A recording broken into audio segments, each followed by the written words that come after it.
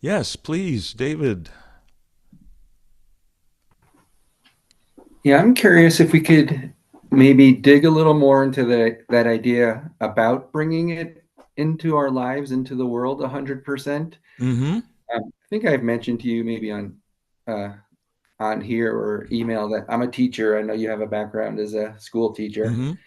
and I know it's not exclusive to that profession. Everybody gets busy, but Mm-hmm. in a day at school, I mean, probably make 1,000 different interactions and decisions and plans Right.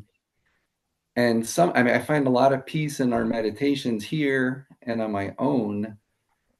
Um, and sometimes I feel some that it's with me during the workday and it's quiet. And then some days I feel like I get to the end of the day and I don't even know if I took a breath at any point during that day. It's just head down, leaning forward, walking fast, talking fast, and Right.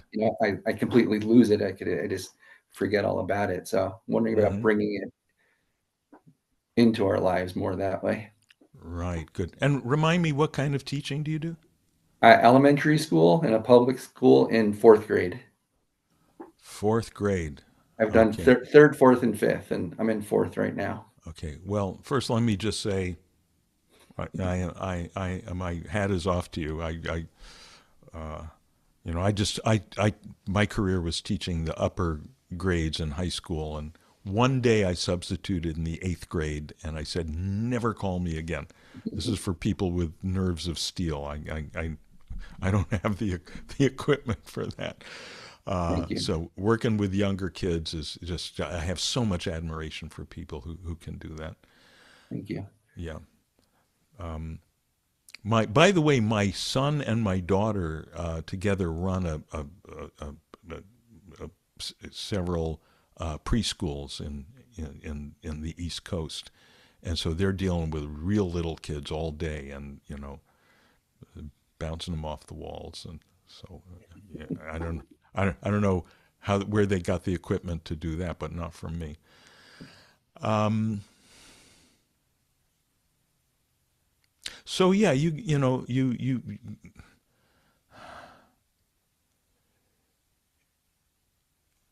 have a big challenge and a big opportunity to integrate the experience of being with a bunch of very, as you indicated, very intense doing, and and that's a good thing. That's a recommended thing.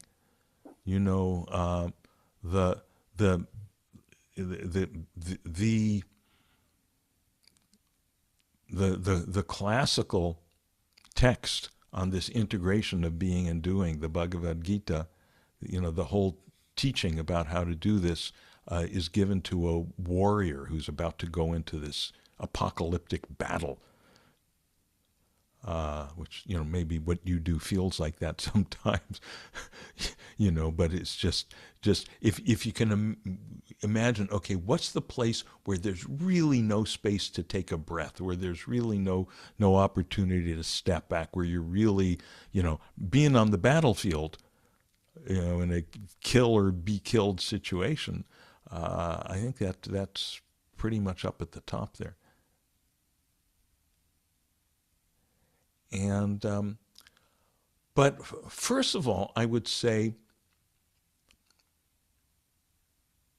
to a certain degree, um, and probably the biggest degree, it's automatic.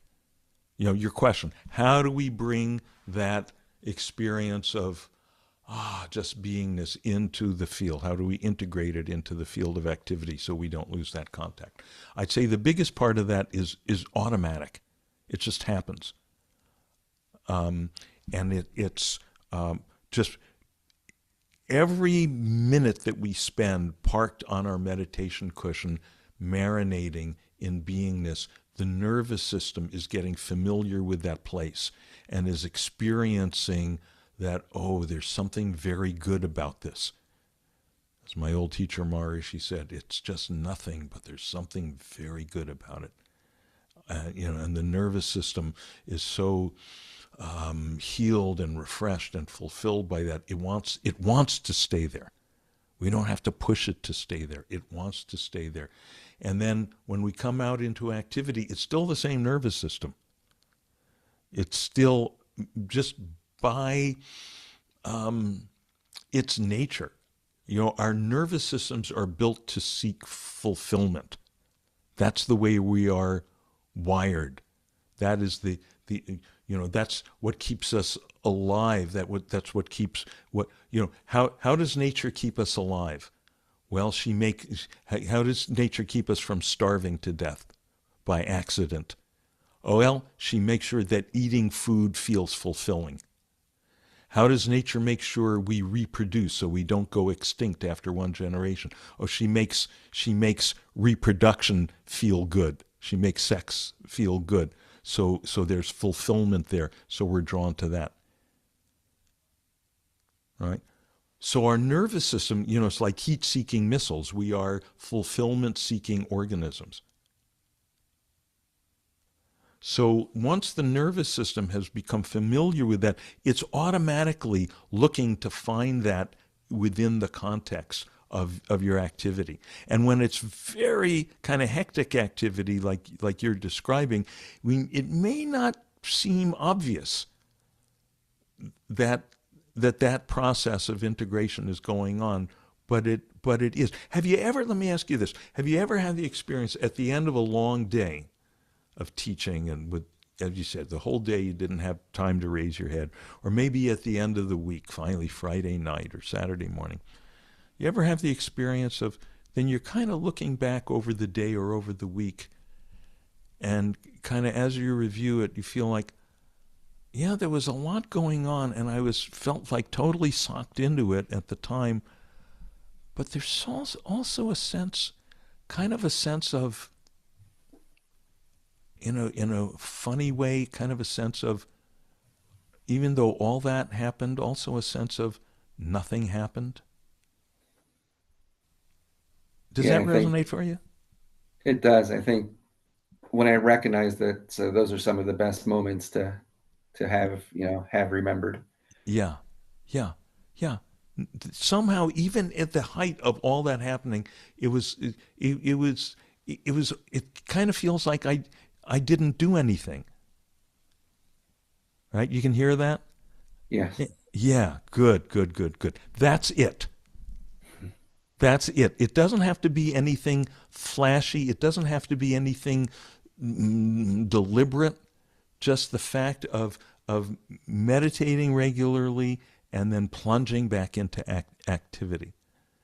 It has a way of sneaking up kind of behind our ears somewhere, sneaking up on us organically without our doing anything about it.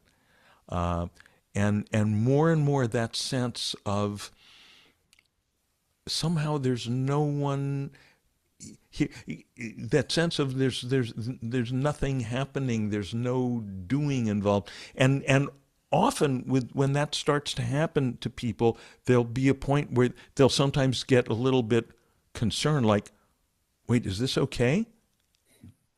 Am I just getting flaky? Am I getting lazy? Because I feel like I'm not doing anything, and then but then if you assess, well, wait a minute, okay, all my classes got taught. Notice I'm deliberately using the passive voice here. Somehow all my classes got taught. All my phone calls to the parents got made. It's just somehow the sense of being caught up in doership that somehow sort of retracts, because more and more, even though the doing is happening, I'm just being. And from that place of just being, somehow I'm the witness of, my body gets up in the morning and brushes its teeth and drives the car, and my mouth speaks all the words to the kids, and my mind figures out all the lesson plans I have to, and so forth. All that equipment is working, but it's clearer and clearer that none of that is me. that I'm the beingness kind of behind it all, silent, unmoved, pristine. Now, we can kind of lean into encouraging that integration. Well, as I say, the main part of it is automatic, but we can also lean into encouraging it.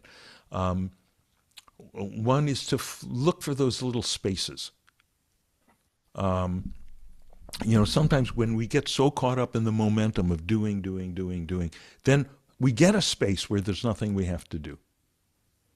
And we're so caught up in the momentum of doing, we instead of taking advantage of, an opportunity to do nothing, we look for something. Okay, let me check. Maybe I got another email on my phone in the last 3 minutes, right? Or let me just start up some idle conversation, some chit chat with, right? So one thing we can do is, okay, when we get a space during the day of 10 minutes or 10 seconds where there's nothing we have to do, just just occupy that space. Just be with what is. Just be with what is. It's like when we're driving, we get caught up going. I'm trying to get to the destination, and then, red light. Nothing to do.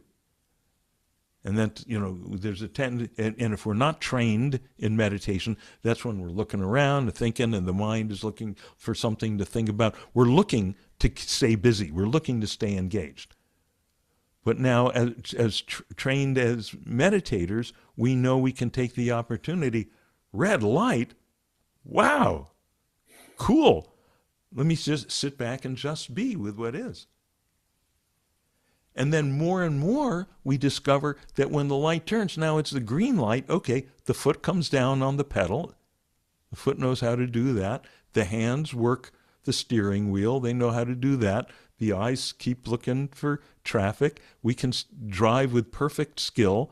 And we're just being with what is through the green light. And it's more and more just like being at the red light. Okay, and then that same principle, we can bring that into teaching school or doing whatever we do. Keep finding the spaces where there's outwardly nothing we have to do, so we can thoroughly just be. And then when we get that space ends and we're back to having to do something, more and more that posture that we're resting in just being and everything comes from there, more and more that can carry over. Is that making sense? Are you hearing that? Yeah, I feel relaxed hearing you describe it like that. It just sounds Good, it.